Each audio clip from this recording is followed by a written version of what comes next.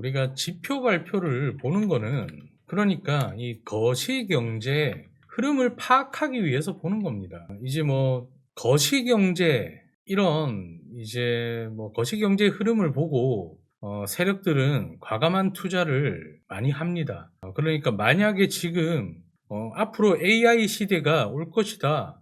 AI가 실질적으로 그 회사의 뭐 예를 들어 엔비디아 같은 회사를 한번 이렇게 봤을 때 곧 진짜 이 AI 시대가 열릴 것 같고 실체가 있는 그런 기술들이 점점 발전을 하고 지금 AI 시대가 올 것이고 이렇게 되면 데이터 센터가 관련된 회사들과 엔비디아 칩이 데이터 센터에 들어가기 때문에 엔비디아 회사가 급등을 할 것이고 엔비디아 칩을 만들기 위해서 지금 그 파운드리 공정으로 반도체 칩을 생산하는 TSMC, 하이닉스 반도체, 삼성 반도체 이런 회사의 주가가 올라갈 것이다. 통틀어서 현재의 흐름, 거시경제의 흐름이나 이런 것들을 파악을 하고 우리가 주식이나 이런 데 투자를 한단 말이에요. 그래서 이 대부분 세력들은 거시경제의 흐름을 파악한 다음에 그러니까 금리 인하를 하고 현재 뭐 미국 정부의 GDP라든지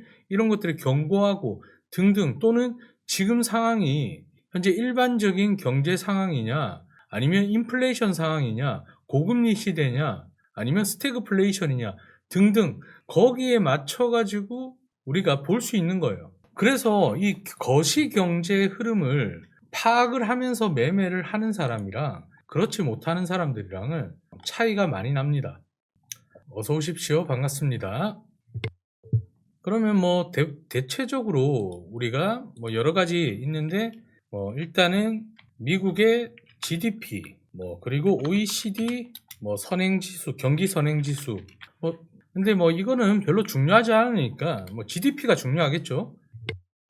미국이 GDP가 얼마나 작년 대비해서 늘었냐, 지난달 대비해서 늘었냐, 이런 걸 통해서 현재 미국 경제의 경과함을 파악을 하겠죠. 파악을 하는 거고, 그리고 이제 중요한 거, 지금 엄청 우리한테 중요한 게 뭡니까? 지금 우리는 인플레이션 시대에 살고 있죠. 물가지표라는 게 있어요. 물가지표. 그럼 물가지표에는 뭐가 있습니까? 대표적인 게 CPI죠. 미국 소비자 물가지수, 그리고 PPI 등이 있습니다. 그러면 이거는 뭐냐면 이 미국 소비자 물가지수 작년 대비해서 이 CPI 중에서도 이 CPI 지표 발표는 미국 4대 지표 발표 중에 하나입니다. CPI 지표 발표는 제일 중요한 포인트가 딱 두 가지가 있습니다. 두 가지가 있어요. 뭐냐면 작년 대비해서 올해 물가가 몇 퍼센트 올랐는지 그걸 보는 겁니다. 그게 제일 중요해요, 사실상.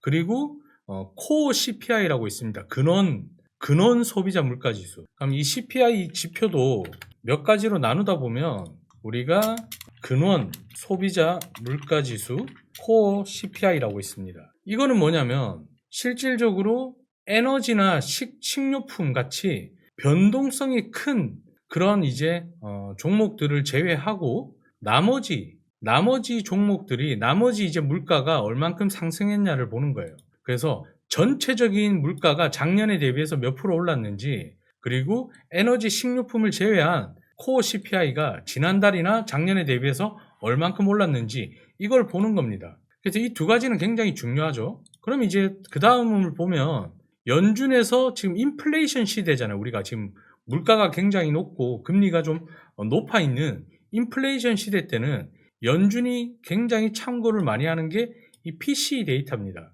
이거는 뭐냐면 개인 소비 지출 인플레이션이에요. 그러니까 개인들이 소비를 했을 때 그 인플레이션 데이터인데 이거랑 CPI 데이터가 둘 다 연준에서 바라는 거는 작년 대비해서 2% 상승, 2% 미만으로 잡고 싶어 합니다.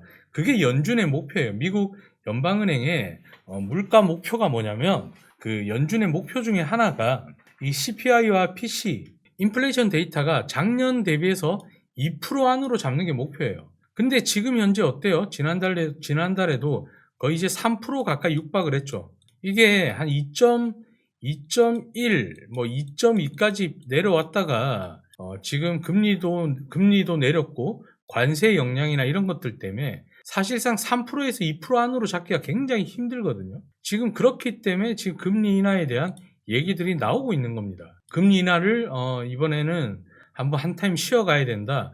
이런 매파적인 얘기가 나오는 이유가 현재 인플레이션 데이터가 CPI나 PCE가 3% 가까이 육박했기 때문에 다시 이게 물가가 올라가면 잡으려면 또 이제 금리 인상을 한다든지 아주 이제 통화 완화 정책이 아니라 또 긴축 정책을 펼쳐야 되기 때문에 그런 것들이 있기 때문에 우리가 이 CPI나 PCE 데이터가 굉장히 중요합니다.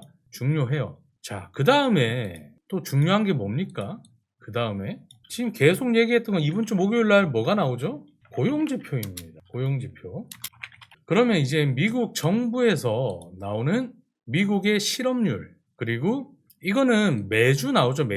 매주에 일주일에 한 번 별 3개짜리 지표 발표가 계속 나와요. 그래서 아무래도 한 달에 한 번 하는 게 아니라 일주일에 한 번씩 하다 보니까 사실상 큰 영향력을 주고 있지는 않아요. 하지만 이 신규 실업수당 청구 건수도 당연히 별 3개짜리 지표 발표이기 때문에 이 예상치와 크게 벗어났을 때는 그날 장에 문제를 좀 일으키기도 합니다. 변동성을 주기도 해요. 그래서 뭐 신규 실업수당 청구 건수는 우리나라로 치면 뭐다? 고용보험이다. 고용보험. 한 주간 미국의 실업자들이 수당 청구, 그러니까 실업수당을 청구하는 건수가 몇 건이 되는 그 데이터를 보는 겁니다. 그리고 이제 임금, 뭐 지금 우리 그 노동자들의 평균 임금이 올랐냐 내렸냐 뭐 시간별로 나누어 가지고 뭐 있는데 이거는 뭐 그렇게 중요하지는 않습니다. 그렇게 아주 중요한 역할을 하지는 않습니다. 근데 이제 정말 중요한 거는 당연히 이 두 가지가 되겠죠. 미국의 실업률과 비농업 취업자 수예요. 비농업 취업자 수. 그래서 CPI, PCE, 비농업 취업자 수는 당연히 미국 4대 지표 발표 중에 하나입니다. 하나. 그래서 이 지금 비농업 취업자 수나 미국 실업률이 어떻게 되느냐에 따라서 현재 미국의 노동시장이 견고함을 보여주는 거기 때문에 만약에 이런 뭐 아무리 금리가 현재 높아 있는 상태라고 하더라도 물가가 높아 있는 상태라고 하더라도 현재 예를 들어서 최근에 금리 인하를 2번 그러니까 CPI나 PCE 같은 일반적인 인플레이션 데이터가 상승을 하고 있는데 이 실업률하고 비농업 취업자 수가 아주 개판이 났어요. 예상치보다 훨씬 안 좋게 나왔습니다. 뭐 관세의 영향도 있겠죠. 그러다 보니까 사실상 연준에서 올해 한 번도 금리 인하를 하지를 않았는데 왜 9월달, 10월달에 2차례나 금리 인하를 단행을 했냐면 이 미국 실업률과 비농업 취업자 수가 박살이 났기 때문이에요. 그럼 연준에서 해야 되는 역할 중에 하나가 또 뭐냐? 고용시장의 안정이에요. 안정. 물가도 잡아야 되고 고용시장의 안정도 해야 됩니다. 그래서 돈을 어떻게 푸느냐, 완화할 것이냐, 긴축을 할 것이냐 이런 것들을 여러 전문가들이랑 여러 이사들, 위원들 그리고 파월 같은 연준 의장 이런 사람들이 머리를 맞대고 서로 회의를 통해서 결정을 하게 되는 거죠. 그래서 지금 원래는 우리가 이 CPI, 뭐 PC, 비농업 취업자 수 뭐 이런 것들이 사실상 예전에는 비농업 취업자 수가 이 인플레이션 시대 전에 그러니까 코로나 전이죠. 코로나 전에 일반적인 경제 환경 속에서는 비농업 취업자 수가 증가했다 그러면 기업들이 분위기가 좋다는 거죠. 그렇죠? 그러면 나스닥이나 위험 자산이 올라갔습니다. 그런데 지금은 비농업 취업자 수가 좋게 나오면요. 연준에서 인플레이션을 잡느라 금리를 동결하기 때문에 나스닥이 오히려 빠지게 되는 거예요. 그래서 그때 경제 흐름에 따라서 이 지표 발표의 해석은 달라질 수가 있습니다. 달라질 수가 있어요. 그래서 지금은 우리가 이런 지표 발표가 굉장히 중요한데 일반적인 금리가 뭐 한 2%대 뭐 일반적인 뭐 저금리 그런 시대에다가 경제 상황이 완만해. 이때는 우리가 굉장히 중요한 지표가 소매 판매, 뭐 내구재 수주, 뭐 PMI, 서비스 PMI 같은 이런 지표 발표들이 어떻게 나오느냐에 따라서 또 이제 변동성을 주기도 했었습니다. 근데 사실상 지금은 이 지표 발표 한다고 해서 나스닥이나 비트코인이나 골드가 엄청난 변동성을 줍니까? 안 주고 있죠. 그래서 거시경제 흐름이 어떻냐에 따라서 이런 지표 발표들도 왔다 갔다 하는 거예요.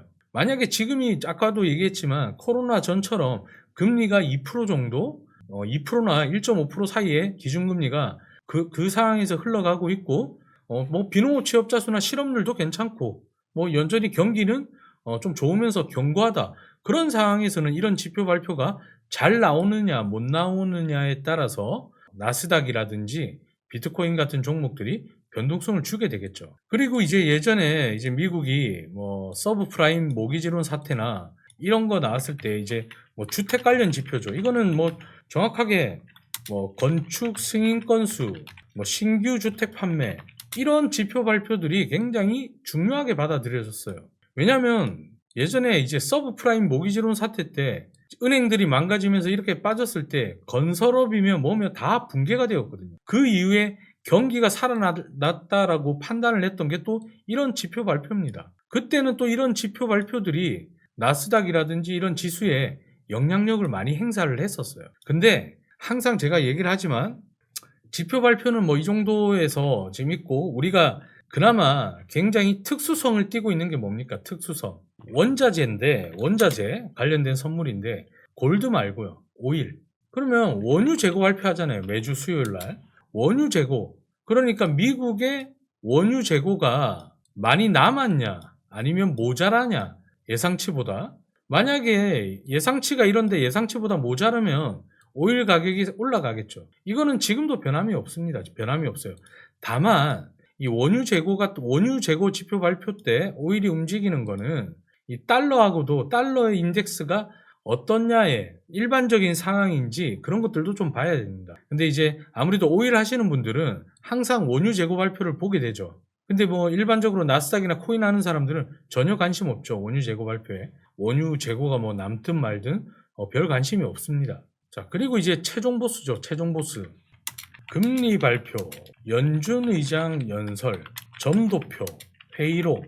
자, 이거는 뭐냐면 말 그대로 미국에서 기준금리를 발표를 하는 거예요. 만약에 지금 기준금리가 4%다. 그럼 이번 달에 좀 인하를 하겠다. 3.75 뭐 또는 3.5로 인하를 할 수도 있겠죠.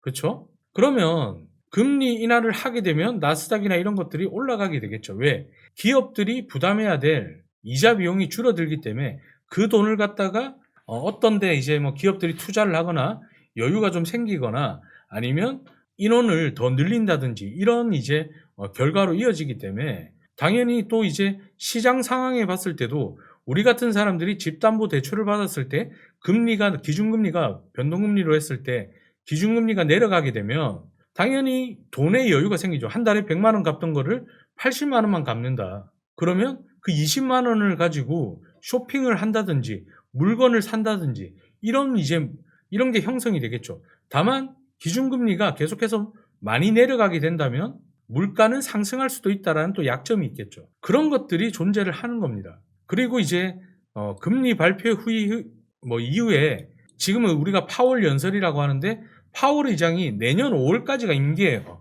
다시 연임될 확률은 거의 제로에 가깝지 않나 그렇게 생각을 합니다. 그래서 연준 의장의 연설이 굉장히 중요해요. 왜? 파월 의장이 한마디가 뭐 이렇게 얘기를 하고 저렇게 얘기를 하고 매파적인 얘기를 하느냐 뭐 비둘기적인 얘기를 하느냐에 따라서 그날 나스닥 지수가 천차만별로 천국과 지옥을 왔다 갔다 하죠. 그만큼 세계 경제 대통령이 연준의 의장이기 때문에 연준 의장의 연설은 굉장히 중요합니다. 특히나 파운드, 유로, 뭐 엔화 뭐 등등 해서 이렇게 막 외환, FX 쪽으로 그냥 선물 투자를 하시는 분들은 연준의 금리 발표 말고 본인이 투자한 유로나 파운드, 그러니까 영국의 금리 발표, 그리고 영국 베일린 총재의 연설, 그리고 유로의 금리 발표, 그리고 리카르드 유럽 연방은행 총재의 연설, 이런 것들도 중요합니다. 그래서 유럽의 CPI라든지 영국의 CPI가 어떻게 나오느냐에 따라서 파운드의 가치나 유로의 가치가 달라질 수도 있기 때문에 자기가 투자하는 종목이 어떤 종목인지를 아시고 그 종목에 관련된 경제 지표는 얼마든지 찾아보시면 된다라는 거예요. 그리고 이 점도표 회의록, 이거는 연준에서 투표권을 행사하는 이사들이 12명이 있는데 이제 번갈아 가면서 투표를 해요. 그러면 이 사람들이 향후에 향후에 예를 들어 지금 금리가 4%인데 내년 한 6월달 뭐 예를 들어 내년 3월달까지 금리가 어느 정도까지 가는 게 적정하겠느냐 하면서 투표를 해요. 그 점도표라든지 얘네들끼리 했던 회의라든지 뭐 이런 것들도 시장에 지극히 영향을 많이 미칩니다. 근데 사실상 지금이 어때요? 지금이 금리가 고금리 시대, 금리는 고금리 시대, 물가는 어때요? 아주 높아 있는 인플레이션 시대. 이 두 가지가 현재 있는 상황에서 어찌됐건 지금 그리고 고용이 내려가 있는 고용 환경이 지금 내려가 있는 시대입니다. 지금은. 그러니까 고용 환경을 좋게 하기 위해서라도 금리 인하를 해야 되는데 이게 우선시 되면서 이번 9월달, 10월달에 미국에서 2025년도 처음으로 2차례 금리 인하를 했었는데 이 고용 환경이 만약에 이번 주 지표 발표 때 만약에 좋게 나온다 그러면 당연히 이 인플레이션 현재 조금 올라와 있는 연준의 기대치 목표치보다 올라와 있는 인플레이션을 잡기 위해서라도 금리를 인하할 생각이 없겠죠. 안 하게 되겠죠. 근데 이번에도 고용 지표 발표가 아주 박살이 난다면 12월 달 금리 인하에 대한 확률은 확 올라가게 되겠죠. 그래서 지금은 고금리 시대, 인플레이션 시대,